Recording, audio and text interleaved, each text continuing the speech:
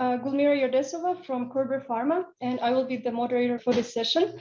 Our next speaker is Pak Cahyadi Suwindra, also known as Pak Dado, IT Director at Dexa Group. So Pak Dado has been working for Dexa Group since 2002, and one of his responsibility areas is the system deployment within the group from ERP to manufacturing execution systems, with the main goal to drive digital transformation within the group. So in the next 30 minutes, you will learn about Dexa Group's digital transformation initiative, their experience in implementing full EBR, the challenges faced during the pandemic, and also how they were addressed. So let's get some insights from someone who's been there and done it. Dexa Group started their digitization initiative a couple of years ago, and LIMS and OSIPI were part of this digitization initiative. In early 2020, Dexa Medica was the first company in Indonesia who decided to go for full EBR implementation. Pak Dado, can you please walk us through the thought process behind this decision-making? Okay. First of all, thank you for having me in this event. So to answer this question, Mira, actually, this initiative is actually part of the Dexa Group's strategy, specifically in the digital transformation, which we are aiming to strengthen our capability as a data-driven organizations. So this projects, amongst with other projects, is actually to enrich the digital data footprint and also to improve our data integrity. In Dexa, actually, before this project, we have abundance of data in sales marketing, inventory, finance area, and other business areas. But we still have, I would say, a big opportunity in the manufacturing and product development area. So this project is actually to start to digitize the process as what Zinet said before, by converting the manual process, the manual paperwork into digital. So talking about the journey, actually, the discussions with Verum team actually started back in, I think, 2017, 2018. We spent over a year to study the PASX system and try to identify what will be the changes that's going to happen if we implement such systems, and also to prepare the organization for the project execution later on. So at the time, we were offered two options actually. So first is with a smaller scope first, covering only the weighing and dispensing, or go full board into the full EBR. So by the end of 2019, I think it's Q4, we decided to go with a full EBR, as we believe that this will bring the most benefit to us as the group and the most aligned to our goals. So we decided in end of 2019 and start the project in early 2020. So we start the project first in our manufacturing facility in Palembang. And the project itself runs for about 11 months, and we go live as planned in December 2020. Exactly as we planned, no delays. But unfortunately, we cannot deliver early. And now we are adding more and more MBRs into the system. Thank you for sharing this, Pak Dado. I hope this information is also beneficial for our audience. Moving on. In March 2020, the COVID-19 pandemic's impact was observed and felt around the world. So as we understand, your project started at the beginning of this pandemic. So Pak Dado, can you please tell us a bit about how the organization coped with this event, and why did you choose to proceed with the MES execution despite the limitations caused by the pandemic?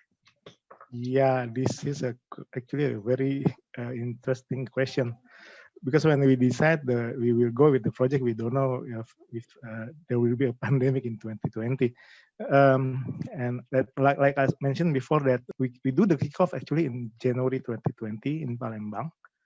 And I think about 2 to 3 weeks after that, then we received the news that the COVID-19 is becoming a global pandemic. So usually during such a project like this implementation, both team from the consultants and the Dexa team usually come into the sites where they do some workshops, trainings, and some other activities which are normally done on site.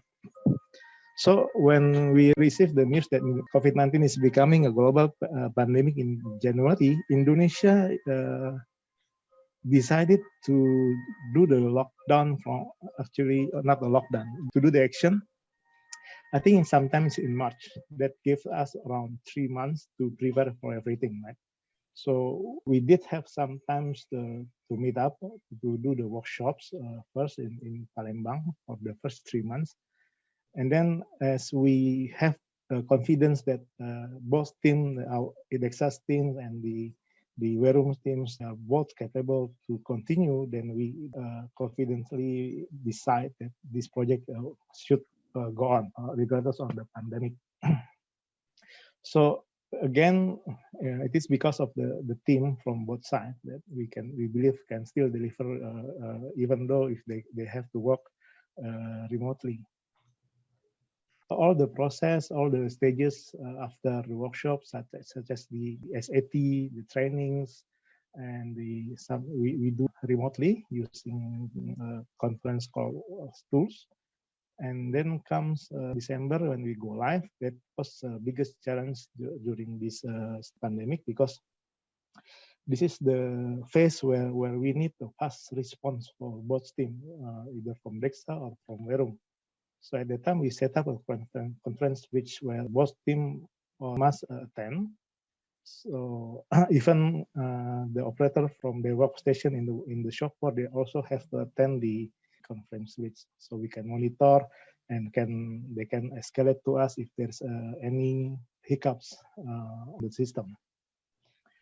Dado. So just want to mention that this was very challenging time for us as well. So we believe that this pandemic caused a lot of challenges for all industries around the globe, and everyone just had to be creative, think fast, and adapt in these situations. And moving on to the next question, in December you had MES Go Live. So how was the Go Live experience, and what were the challenges that you faced, and how did you overcome them? So, and also if you can mention about the benefits of such implementation.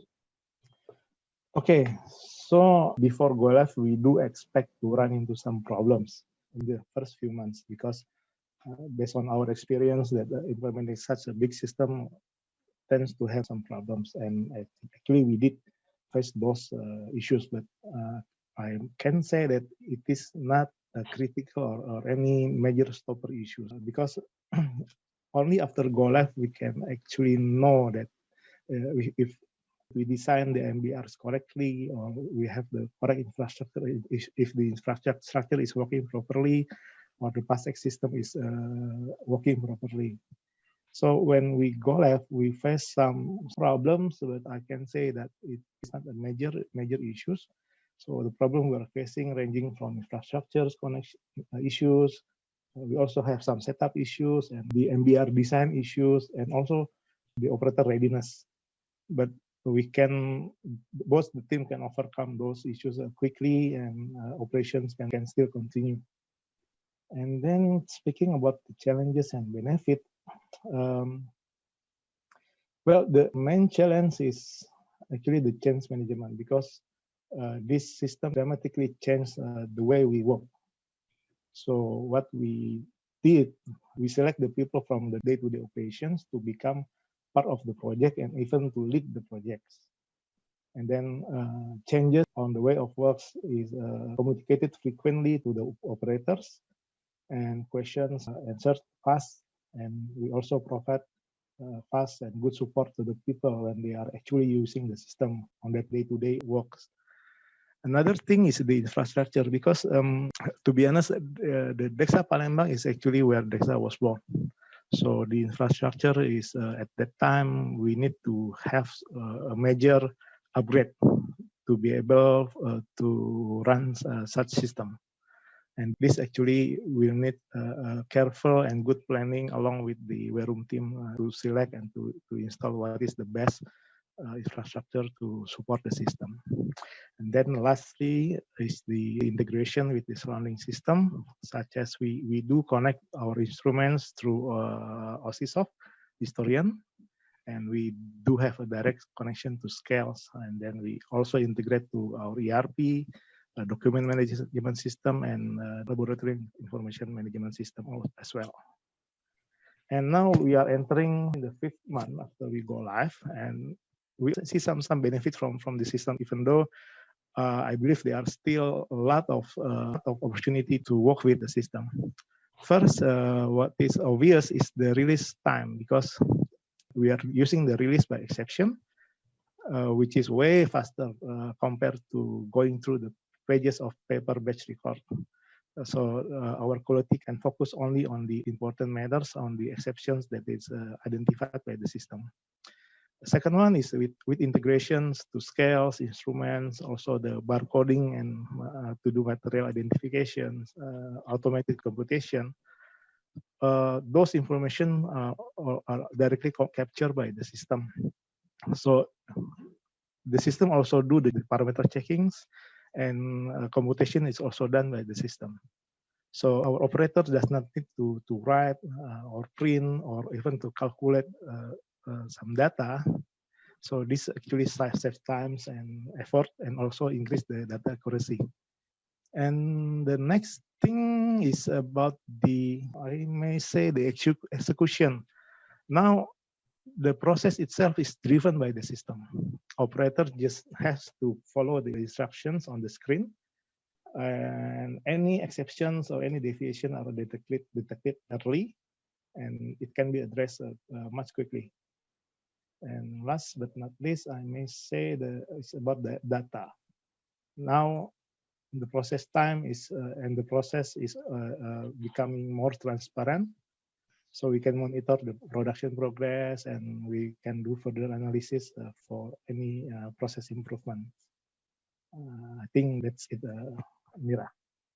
Thank you, Padada. This is really great to hear that you're already seeing the benefits of deploying this solution, and hopefully you will see more benefits soon with using the full EBR. So, okay, next question. We also learned that you have initiated another project at your different site earlier this year, so which I see as a continued commitment and effort to deploy and roll out MES to your other manufacturing sites across Indonesia. So, Padado, can you please share your vision and why it is important to roll out the solution in a fast manner? Okay, so it's the second site is actually part of the project itself. We split the project into 2 phases. First is Dexa in Palembang, and followed by our other company, which is Veron in Cikarang. So we started the project actually in January 2021, and we expect to go live in end of April 2021. So the question why we want to expedite the implementation is actually like what Zinet mentioned. First, we start our first step on digitalization. So this is actually only to capture the data from the shop floors and from the process execution, right? But we believe that this data will have potential benefits if we can understand them and use the data for optimization or even for another transformation. So why we do it in such a way? Because this is actually part of the management direction, which is to optimize on what we have, quickly gain benefit for any system that we implement into the group. Thanks so much for taking the time to share your insights and also your experience from this EBR project implementation. So hopefully this can be a good example for other pharma manufacturers in Indonesia who are starting, who are considering, or maybe at the very early stage of their digital transformation journey. I believe this could be beneficial for our audience. I'd like to thank also our audience for being here with us today.